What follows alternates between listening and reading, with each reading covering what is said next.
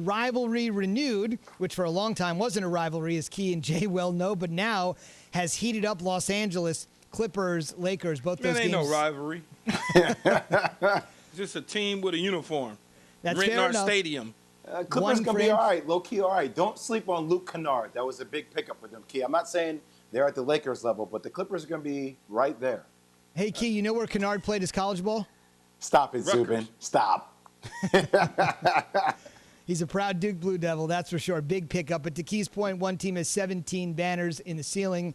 The other has never made the Western Conference Finals in their essential 50 years of existence. So you're right, Key. I guess both teams have to win for it to be a rivalry. So right now, I guess technically you're right. The Lakers with their 17 chips and the Clippers with their 0 final appearances. But that's what Jay said all along, right? His team's got both of them. It's not a rivalry when one's getting smacked upside the head constantly. Exactly right. But I'll mention this. Key, remember, Jay, you said last year that even after the Clippers flamed out and lost to the Nuggets and all the backbiting. We just got on the show this year. That was like 3.5 months ago, Zubin. There's only 71 days pretty much in between both seasons. Come on, Zubin.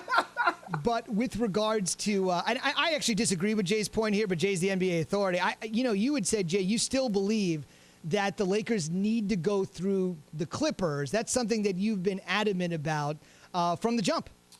Well, go through the Clippers. I said last year something that we wanted to see was that the Lakers ultimately face the Clippers, considering before the Clippers dropped the egg and Paul George and Kawhi Leonard were beside themselves and not actually who we projected them to be in the playoffs. Look, there still is a battle of Los Angeles going on right now, but I think it's crazy how the table has just skewed drastically in the Lakers' favor. I mean, just their additive pieces that they were able to pick up make them exponentially better. Now, I still think the Clippers are a good team. I think they'll be, right there towards the upper echelon of the Western Conference. And it's going to be one of the best challenges because they will be in LA. We will make it a big thing. But I don't know necessarily this year the Lakers will have to go through the Clippers. The Clippers are going to have to go through the Lakers if they have any chance of making it. Okay, so let's go back to the bubble. One of the reasons there's always conspiracy theories, and I love a good conspiracy theory. A lot of people said Adam Silver opened up the bubble to 22 teams because he wanted the Pelicans to make the playoffs. Got to get Zion in the playoffs. If you get lucky, you roll the dice. LeBron finishes in the 1 seed. Zion finishes in the 8, and boom, there you go in the bubble, a Lakers-Pelicans first-round series, the present and future of the league. Alas, the Pelicans flamed out. Zion wasn't great. They fired their coach. They've got Stan Van Gundy. New start for Zion. He is going to play the 4 pretty much exclusively, small forward, no minutes restriction, which has been hampering him since he entered the league. Preseason debut last night. They'll take on the Bucks in their last preseason game on Friday. Preseason ends on Saturday. Zion on playing quite a few minutes last night.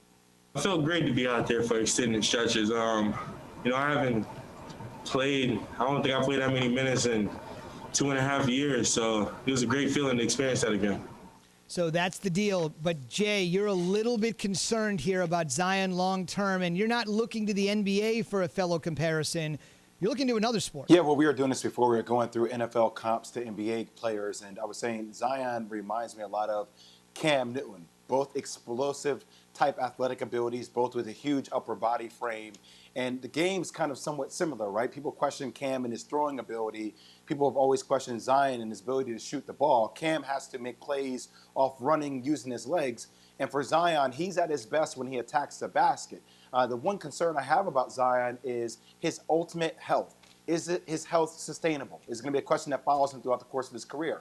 He's had some weight issues. We've seen Cam have some issues with his health due to the volume in which he has to attack and run the ball. And for Zion, he attacks the rim with reckless abandon due to his lack of skill set of shooting the ball, right? So instead of shooting a mid-range jump shot, he drives, and that frame, that body weight that he has, he's constantly coming down in dangerous territory because he's attacking the rim with reckless abandon all the time. And that just increases his odds to get hurt again for somebody who's always had a history of being injury prone.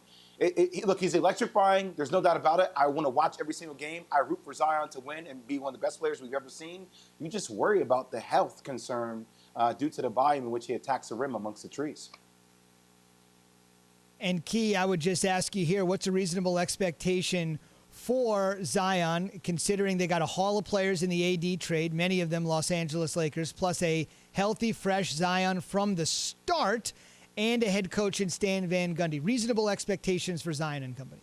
I think that they, going to push to make that same sort of position that they were in this year, that 6, 7, 8 spot. I think Stan Van Gundy's a good coach. It'll be interesting to see if Zion can stay healthy. I've always, in terms of NBA comps, I've always kind of compared him a little bit to Blake Griffin. I thought that that's kind of where he taps out at, which I think is still pretty damn good, right? Look, losing Drew Holiday, I think, really hurts them. You need Brandon Ingram. He was he was an all-star last year. You need him to continue to take his game to the next level. But there's no doubt about it, losing Drew Holiday really hurts this team. Thanks for watching ESPN on YouTube. For live streaming sports and premium content, subscribe to ESPN Plus right now.